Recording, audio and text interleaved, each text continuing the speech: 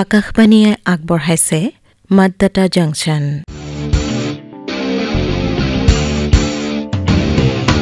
প্ৰতিজনেই লগ লাগিলে ভোট সামৰি হয় গণতন্ত্ৰৰ সিস্টেম। প্ৰতিজনেই লগ লাগিলে ভোট সামৰি হয় গণতন্ত্ৰৰ সিস্টেম। ভোটদাতা সকলোৱে লগ হৈ গঢ়ো নতুন কানেকশ্যন। मतदाता जंक्शन #मतदाता जंक्शन मतदाता जंक्शन #मतदाता जंक्शन।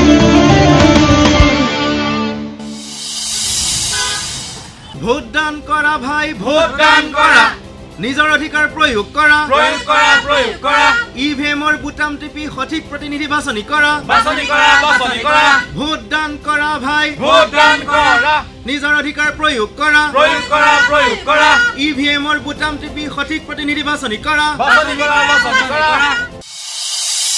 मेरा नाम सुची है और मैं अंबेडकर यूनिवर्सिटी से मास्टर्स कर रही हूँ। मैंने आज से पहले कभी वोट नहीं दिया और मैं पहली बार ईवीएम मशीन पर वोट देने के लिए बहुत एक्साइटेड हूँ। मेरा नाम रोहित है। मैं काफ़ी टाइम वोट दे चुका हूँ और अभी मुझे नोटा दबाना था। मैं गया वोट देने, ईवीएम पे वो नोटा मिल गया, मैंने दबा दिया। मेरा नाम फरहत खान है। मैं जब भी ईवीएम से वोट देती हूँ तो मैं ये इंश्योर कर लेती हूँ कि वीवीपैट पर जिसे मैंने वोट दिया है क्या उसी को पहुँचा है। मेरा नाम विकास अग्रवाल है। मैं मध्य प्रदेश के शिवपुरी विधानसभा क्षेत्र से हूँ। अभी मेरे मध्य प्रदेश में इलेक्शन हुए थे जिस पर मैंने अपना मतदान दिया है। ईवीएम मशीन पर मेरा एक्सपीरियंस ये रहा कि मैंने वीवीपैट पे जो मैंने जिसको मतदान दिया है वो मैं देख पाया उसमें। নমস্কাৰ বন্ধুসকল, মোৰ নাম ইভিএম অৰ্থাৎ ইলেক্ট্ৰনিক ভোটিং মেচিন। আজি মই মতদাতা জংচন অনুষ্ঠানলৈ আহিছোঁ আৰু এইবাৰ আমি কথা পাতিম হয় ঠিকেই ধৰিছে মোৰ বিষয়ে অৰ্থাৎ ইভিএমৰ বিষয়ে। তেন্তে মই ইভিএমে আপোনালোকক জনাওঁ যে নিৰ্বাচনী প্ৰক্ৰিয়া মোৰ জৰিয়তেহে সম্পন্ন হয়। মই ভোটাৰৰ বাছনিৰ মাধ্যম হৈ পৰোঁ আৰু মোৰ জৰিয়তেহে ভোট গণনা কৰা হয়। আজি মই আপোনালোকক চিনাকি কৰাই দিম মোৰ সমগ্ৰ পৰিয়ালটোৰ সৈতে, যিটো 4জন সদস্যৰে গঠিত। আপুনি ইতিমধ্যে এজন সদস্য অৰ্থাৎ ভিভিপেটক চিনি পায়েই। ভিভিপেট মানে voter verifiable paper audit trial. মই ভাবোঁ যে প্ৰতিজন ভোটাৰ আৰু আগন্তুক ভোটাৰসকলে ইভিএমৰ সৈতে জড়িত সকলো তথ্যৰ বিষয়ে জনা উচিত, কাৰণ এই মাদ্দাতা জংচনৰ এইটোৱেই উদ্দেশ্য যে আমাৰ ভোটাৰসকল স্মাৰ্ট ভোটাৰ হোৱা উচিত। সেইবাবে মই আজি আপোনালোকক অধ্যাপক জয়দীপৰ ঘৰলৈ লৈ যাবলৈ ওলাইছোঁ। তেখেতে মোৰ বিষয়ে অৰ্থাৎ ইভিএমৰ বিষয়ে সকলো জানে।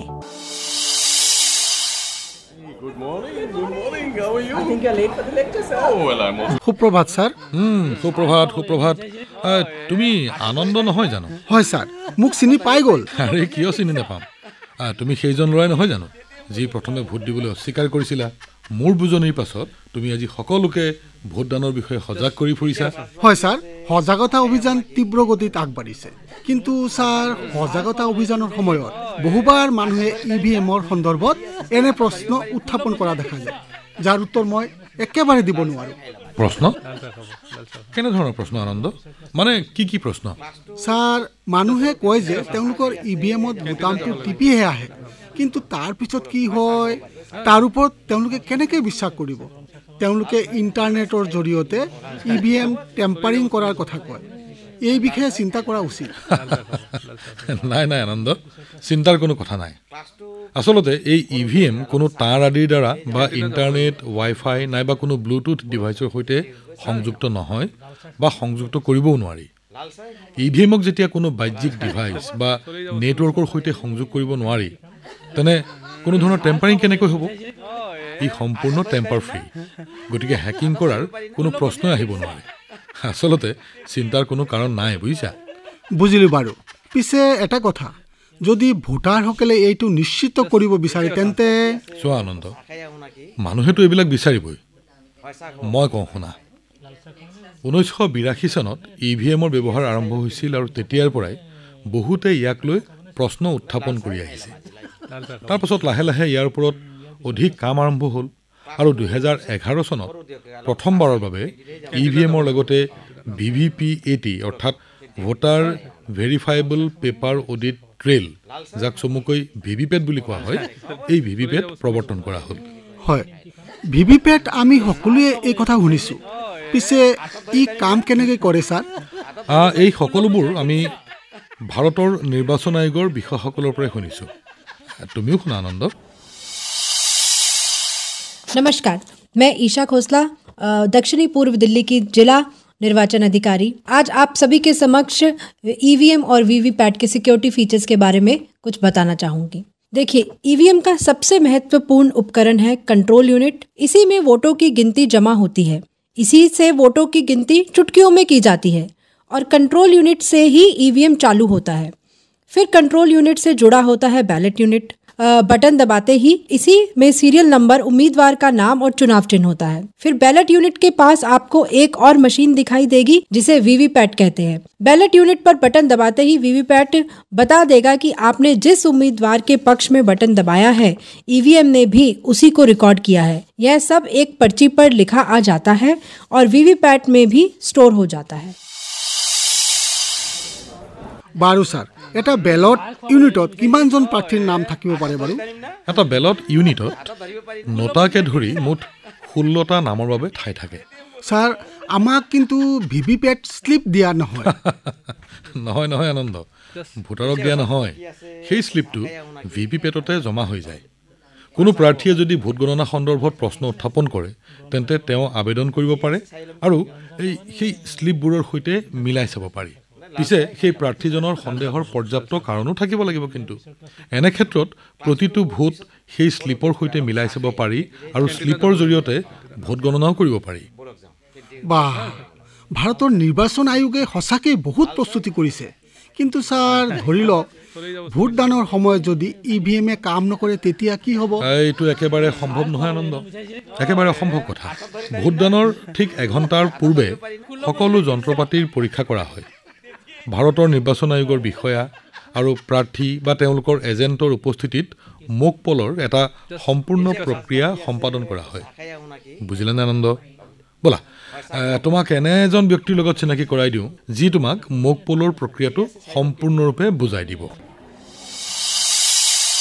मेरा नाम संतोष कुमारी है। पिछले लोकसभा चुनाव में मैंने बतौर प्रिजाइडिंग ऑफिसर की ड्यूटी दी है। मॉक पोल कराते समय हमें प्रिजाइडिंग ऑफिसर, पोलिंग ऑफिसर और विभिन्न पार्टी के एजेंट की उपस्थिति अनिवार्य है।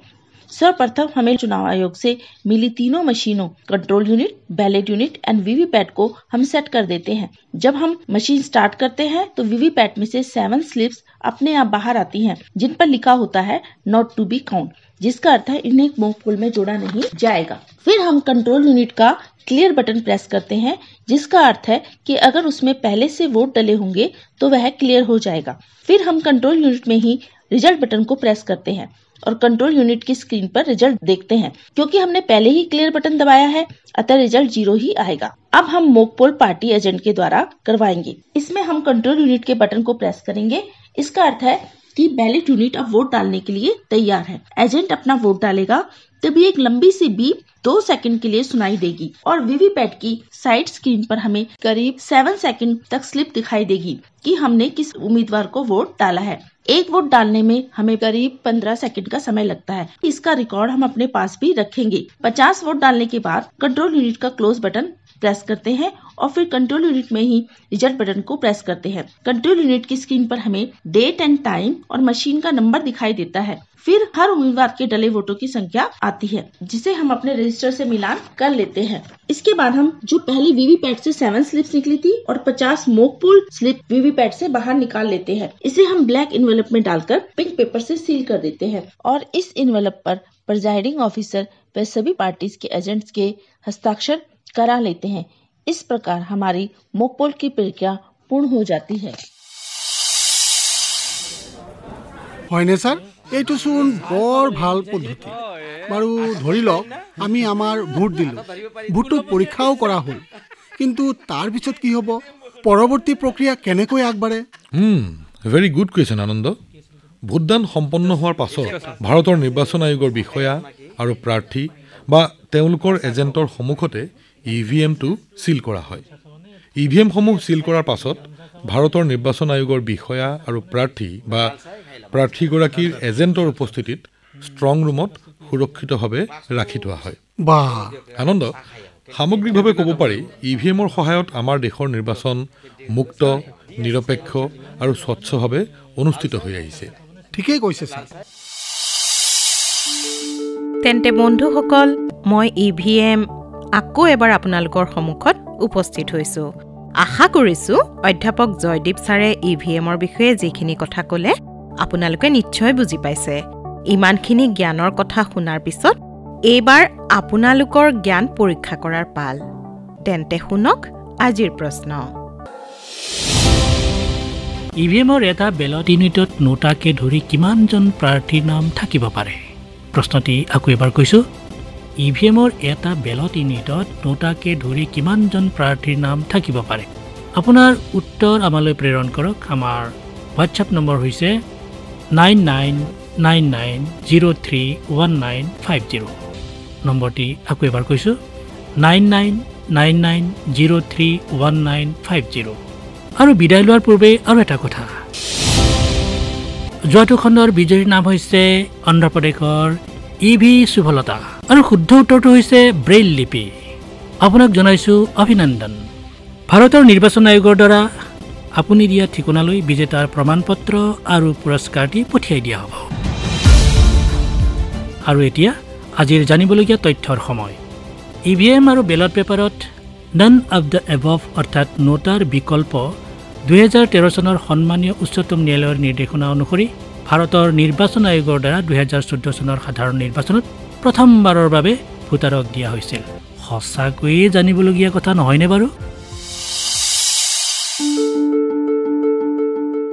ভাৰতত ইভিএমৰ ব্যৱহাৰ সন্দৰ্ভত উচ্চতম ন্যায়ালয়ত বহু আবেদন দাখিল কৰা হ'ল আৰু আগৰ দৰে বেলট পেপাৰৰ জৰিয়তে ভোটদানৰ দাবী উত্থাপন কৰা হ'ল। কিন্তু উচ্চতম ন্যায়ালয়ে এই আবেদনসমূহ খাৰিজ কৰিলে, কাৰণ ইভিএম ব্যৱস্থাটো হৈছে এটা সফল ব্যৱস্থা। मैं साइना नेहवाल बोल रही हूँ।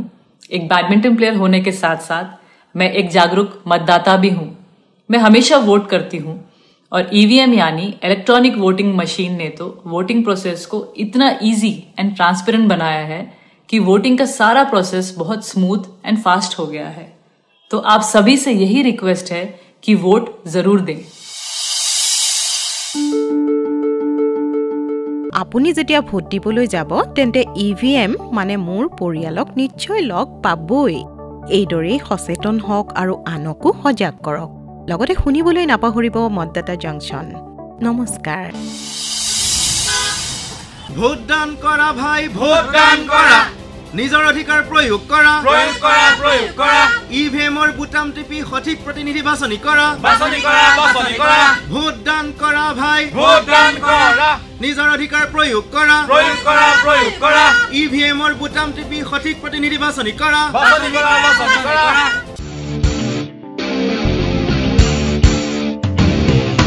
প্ৰতিজনেই লগ লাগিলে ভোট সামৰি হয় গণতন্ত্ৰৰ চিষ্টেম। প্ৰতিজনেই লগ লাগিলে ভোট সামৰি হয় গণতন্ত্ৰৰ চিষ্টেম। ভোটদাতা সকলোৱে লগ হৈ গঢ়ো নতুন কানেকশ্যন। मतदाता जंक्शन हैशटैग मतदाता जंक्शन, मतदाता जंक्शन हैशटैग मतदाता जंक्शन। ইমান পৰে শ্ৰোতাসকলে মতদাতা জংচন অনুষ্ঠানটি শুনিলে। মতদাতা জংচনৰ পৰৱৰ্তী খণ্ড শুনিবলৈ পাব অহা সপ্তাহৰ এই একেটা বাৰৰ এই একেই সময়তে। তেতিয়ালৈকে বিদায় লৈছোঁ। নমস্কাৰ।